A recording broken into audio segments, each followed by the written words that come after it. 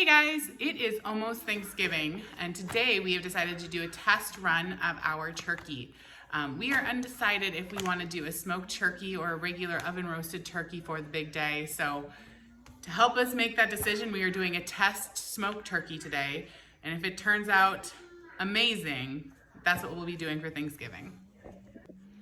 Okay, so I have had this turkey brining for the last 2 days, and just the most basic simple brine. I did 2 parts brown sugar, 1 part salt. So I did 1 cup of brown sugar and 1/2 cup of salt with 3 gallons of water in this bag.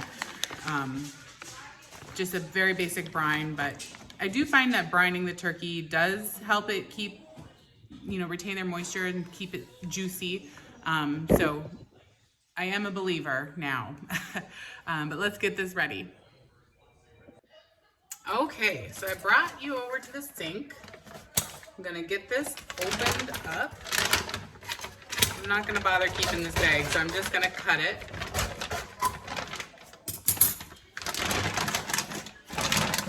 Let's get this bad boy out of here.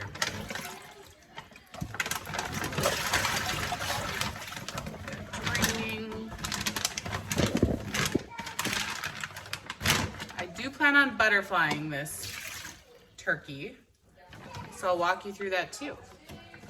It is important, I will note, when you brine, I always do it breast side down, just so that part is always, for sure fully submerged. That's the part you want to, make sure you are retaining moisture and keeping that part juicy. So let me get reset up, and I'm going to come back and show you how I butterfly. All right, I'm back. So I do also want to note that I took out everything that came with the turkey. I took out the little thermometer. I took out the little plastic ring that had the legs tied together, and of course the bag of giblets and the neck. I took all of that out. It did already come with the wings clipped. That's good. I don't want those little points on there. Those just burn, and nobody wants to eat that anyway. So that was already done for me. Now I'm gonna flip it on its belly, and I just want to cut out this spine. If you see the edge there, that's going to be the weakest part of the bone. You should be able to just cut all the way down. I don't have the sharpest of knives. Mine's due for a sharpening, but you should still be able to get through it. I like to do this right in the sink. It helps with the cleanup. All right, I'm going to finish doing that, and then I'll join you after I get that fully cut out. All right, I got that backbone fully removed. So I did cut around both sides, and I'm just gonna pull that out. And I just like to look in the cavity and see if there's any other gross pieces of like organs or anything left. Now when I brine, I do like to rinse off the turkey a little bit. I don't know if that's controversial or not. I'm not a turkey washer or chicken washer, but I do like to rinse off the brine a little bit just so it doesn't get super salty. There's a lot of salt in that brine, and I want to add some seasoning to this turkey, and I don't want it to get over salted, so I want to get some of that brining salt off. So just a quick rinse is enough to do the trick. Okay, I'm going to get this transferred over to a cutting board. We still have to get this breastbone broken, flatten it out, and then I want to sanitize my sink. So I'll come back once I'm ready to show you the next step. All right, here we are. Now, before you try to go and break the breastbone, try to get it dried off some so your hands don't slip all over the place. You need to get some good leverage, or you will slip, or you won't be able to get enough pressure. So our goal is to press down really hard right here, break the breastbone so it flattens out a little bit better. So let's see if we can do it together. I might need to turn it around. There we go. Did you hear that? First try. Wow, that never happens. But you see how much flatter that lays now? That's what we needed. So I am going to keep patting this off because I want it nice and dry before I start adding my seasonings. So I am going to bring in this pan. I'm going to start it on its belly because I want to end it on its back. So I'm going to start seasoning on the back first. Okay. I'm gonna get this dried off. I'm gonna clean up. We'll come back and we'll season it together. Okay, got it dried off as best I could. So like I said, we're starting to season the back first because I want it to end on its belly. I am going to just brush it with a little butter so my seasoning sticks everywhere.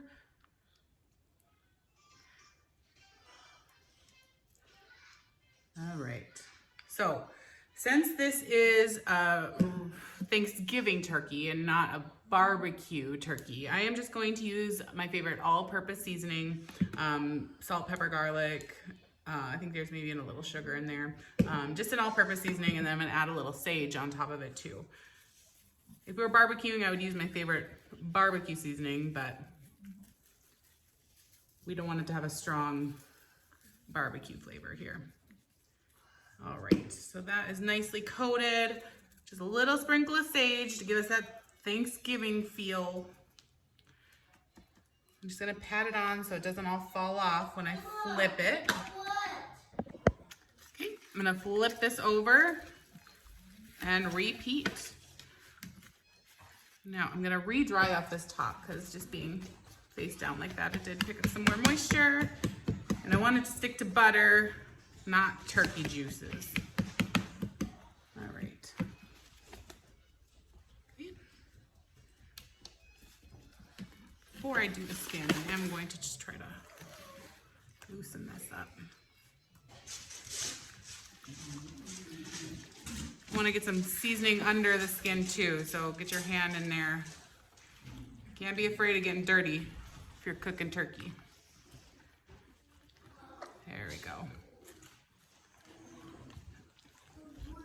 All right. So as best you can, actually I think I'm just gonna pour some in there. Get it all shoved in there. Okay. I'm gonna pour, just continue pouring. That was nice and efficient.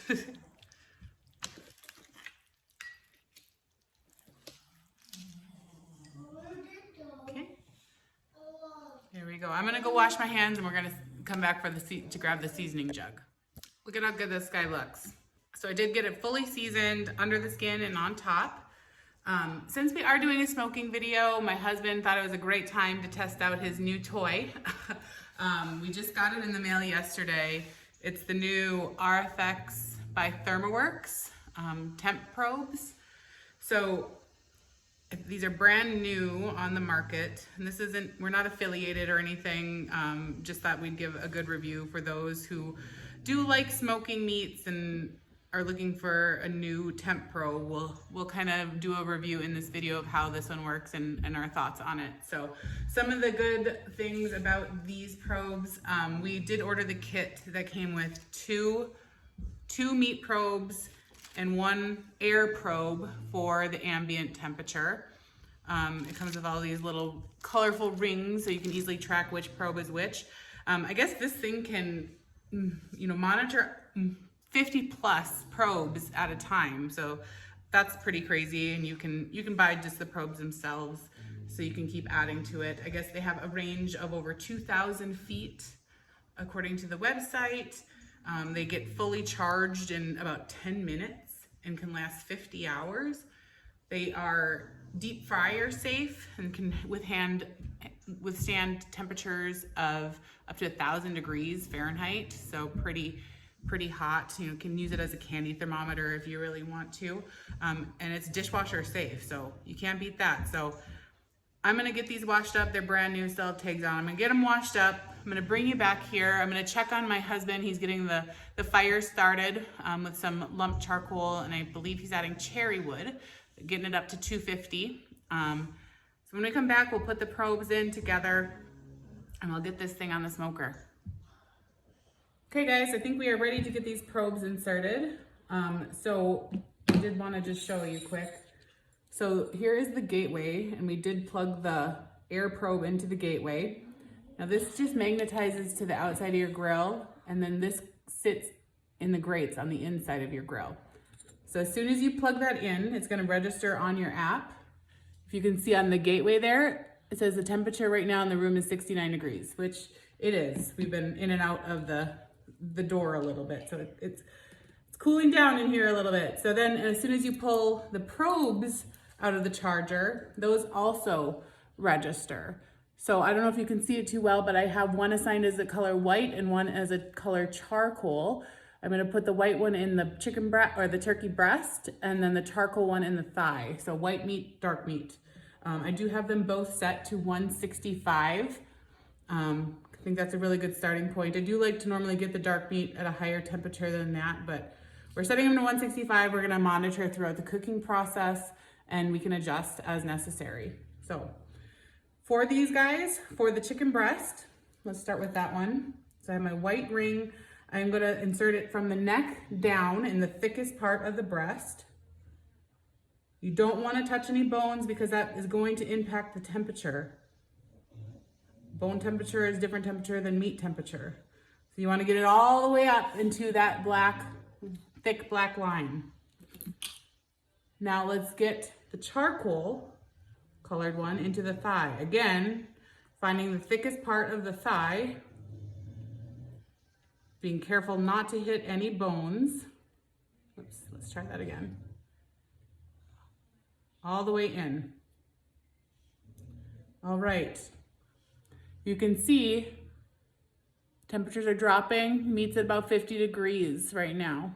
I had it sitting on the counter for a little bit while we had it gotten it seasoned it up and everything. So I'm gonna give the ambient temperature probe and the gateway to my husband so he can go ahead and get that in the smoker itself. Make sure we have that temperature regulated, and then we'll get the turkey on once we're all set there. So stay tuned. All right, so here we are, guys. We're outside. We're ready to put the turkey on. As you can see, it's a cold day, so we're gonna try to do this quickly. But we decided to actually use a higher temp.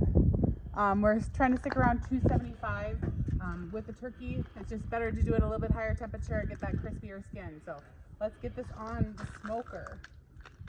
You can see we have that ambient temp probe for the air sitting right in there. I'm gonna get this guy on there, get him rolling. Make sure the legs are nice and tucked in. The wings are all nice and tucked in. All right, well, we're gonna keep monitoring that temperature on the app. We're gonna tuck this guy into bed, and we'll see you in a bit. Okay, guys, so we are gonna pull the turkey a little bit early because it's really cold outside, and we don't wanna have to come back out here when it's even darker out. So the meat's at about 125. Get in here and take a look. We're gonna finish this off in the oven and get it up to temp, but it should have a really good smoky flavor at this point. And then we'll wrap it up, get it in the oven, and that'll keep it nice and juicy. All right, guys, look at how pretty he is. Look at that skin is nice and crispy. We did end up, like I said, finishing it in the oven at 350, uncovered, and then we just pulled it out and let it rest for about 20 minutes. So total cook time between the smoker and the oven was about 3.5 hours. Cooks a lot faster when it's spatchcocked like this, but don't rely on time, rely on your thermometers. Overall, I think pretty impressed with how these ThermoWorks RFX thermometers worked. I don't think we've even started to, dive into all the features that they have, but overall, we never lost connectivity, seemed to accurately measure the temperature. Just super impressed. So I'm gonna pull those out. We're gonna start cutting it up here.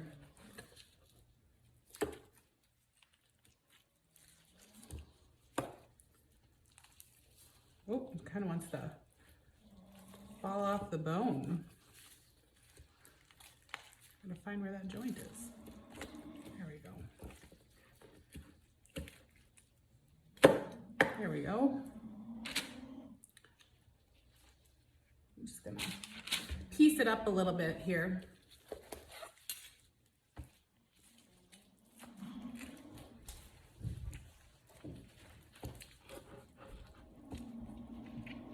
And as soon as I get the breast off, we'll give it a good taste.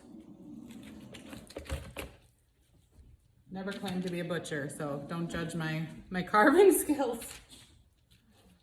All right, let's get get one of these breasts off.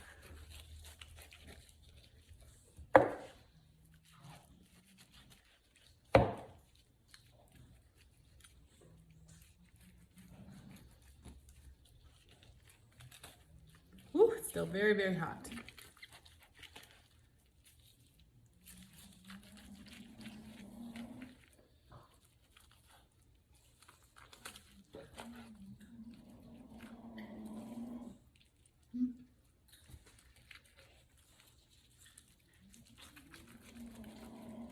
All right, just gonna set this aside for now.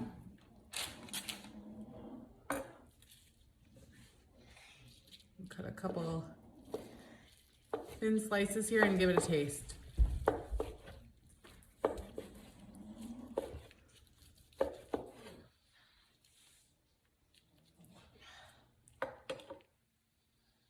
Look at how juicy that is.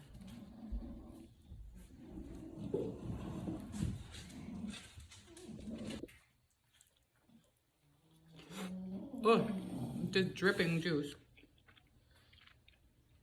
Wow, that is super good. You should definitely smoke a turkey.